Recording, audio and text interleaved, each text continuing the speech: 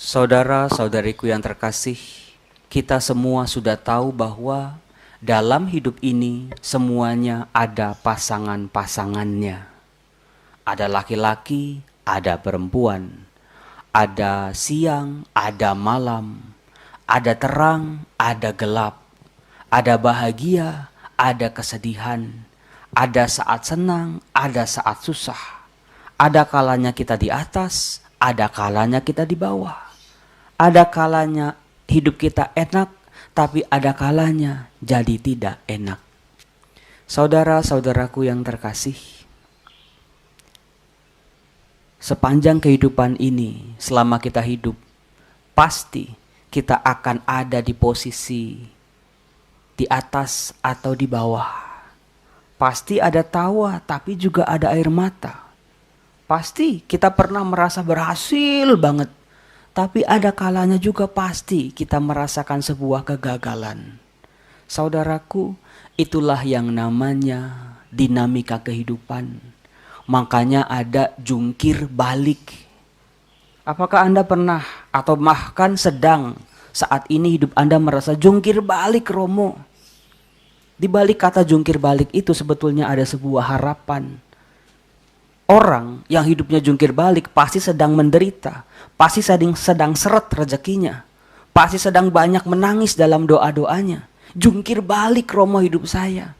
Tapi saudara-saudara, namanya juga jungkir balik. Oh iya ya, hidupku di bawah, hidupku sedang susah, hidupku sedang dalam keprihatinan. Tapi ada kata balik. Oh iya, suatu saat nanti aku akan ada di atas. Aku akan dipulihkan. Saudara-saudara, tidak pernah dalam kehidupan manusia kita semuanya stuck atau diam di posisi tertentu saja. Itulah yang dialami oleh seorang tokoh Alkitab yang bernama Naomi. Saya sudah sering kali berkhotbah nama Naomi dari bahasa Ibrani.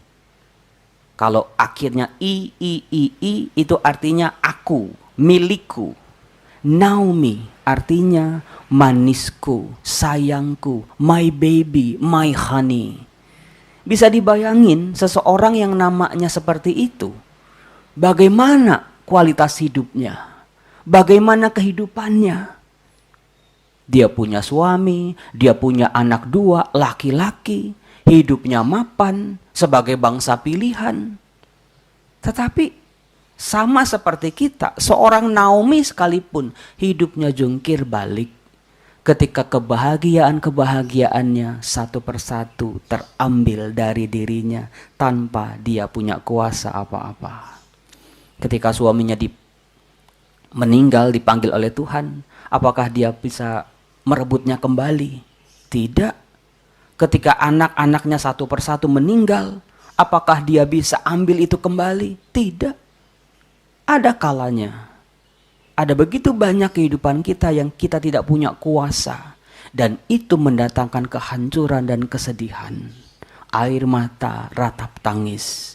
Kita merasa gagal, kita merasa jatuh, kita merasa dibuang, kita merasa ditinggalkan. Sampai-sampai saudaraku bayangin seseorang yang namanya Naomi, manisku, my sweetheart. Dia sampai menamai dirinya apa? Jangan panggil aku Naomi, panggil aku Mara. Mara bukannya marah, bukan. Mara lebih dalam lagi dalam bahasa Ibrani, artinya pahit.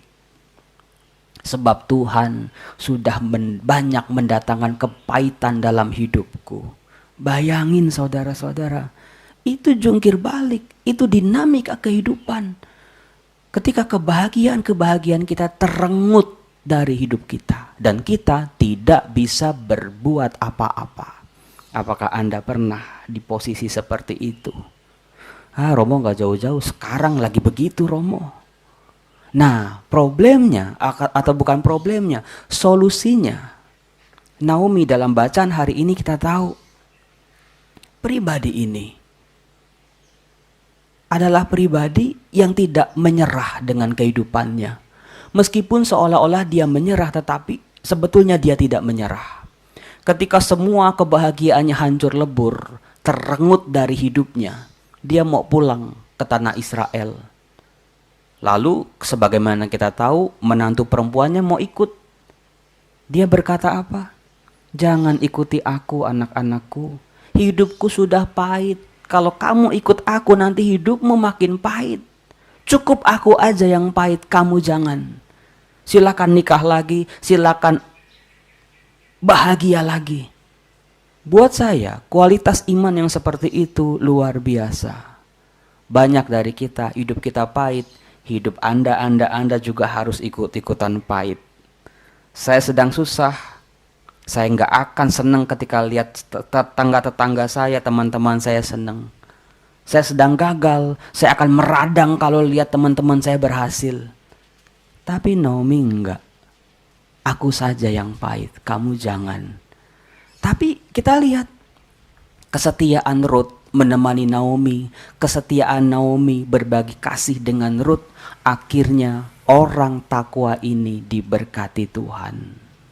Akhirnya kesetiaan Naomi, kesetiaan Ruth, ketakwaan mereka berdua berbuah berkat. Dengan perjuangan akhirnya si Mara ini bisa pulih.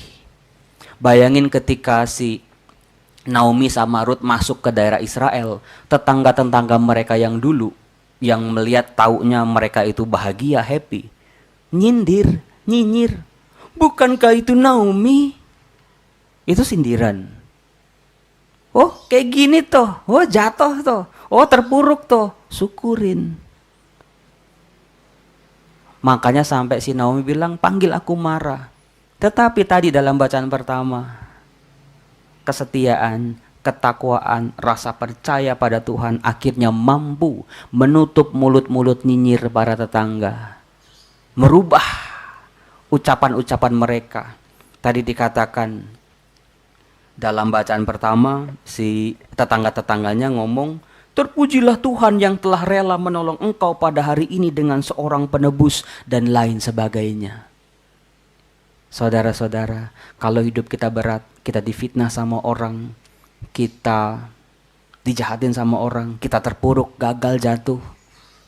Ketakwaan kita, iman kita, kesetiaan kita, biarlah mampu menunjukkan kepada mereka-mereka yang jahat sama kita, bisa melihat sendiri kebaikan Tuhan dalam hidup kita. Saudaraku yang terkasih, jatuh bangun kehidupan kita, mungkin itu adalah sebuah didikan kita untuk bertumbuh dalam relasi kita dengan Allah.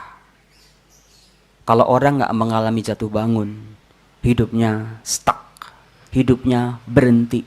Contoh paling bagus adalah dalam bacaan Injil tadi, ahli Taurat dan orang Farisi. Mereka, ada apa sih dengan mereka sebetulnya? Saya selalu ketika membaca tentang orang ahli Taurat, orang Farisi, saya selalu bertanya, ada apa dengan mereka? Kok sampai begitu ya? Mereka berdoa baik, berpuasa baik, baca kitab suci baik. Tapi kok what happened? Apa yang terjadi? Yang terjadi adalah mereka berhenti. Hidup religius mereka, hidup rohani mereka hanya di permukaan saja. Relasi mereka dengan Allah hanya di permukaan saja. Maka nggak heran ketika mereka menilai orang lain, itu pun di permukaan saja. Mereka nggak lihat tuh misalnya Frater Wilson lagi bergulat gitu. Oh dia makan pakai tangan kiri, disalahin. Itu tanda-tanda orang hanya melihat dirinya di permukaan, relasi dengan Allahnya di permukaan. Demikian juga ketika memandang orang lain juga cuma di permukaan.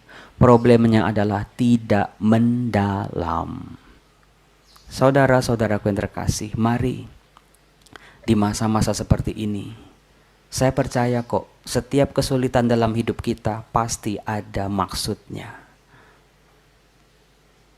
Ketika kita senang, pasti ada maksudnya. Ketika kita berhasil, karir kita bagus, pasti ada maksudnya. Demikian pun ketika kita jatuh, terpuruk, hancur, difitnah, hilang harta dan lain sebagainya, juga pasti ada maksudnya. Biarlah kita boleh saat-saat iman kita, kehidupan kita jungkir balik. Mungkin sekarang kita di bawah, yakinlah Hanya kesetiaan dan ketakwaan akan membuat kita balik lagi, pulih lagi. Kita hening sejenak. Tuhan, terima kasih buat rahmat kehidupan ini. Biarlah aku mengerti di balik penderitaan dan kesusahanku, Engkau sedang menata hidupku.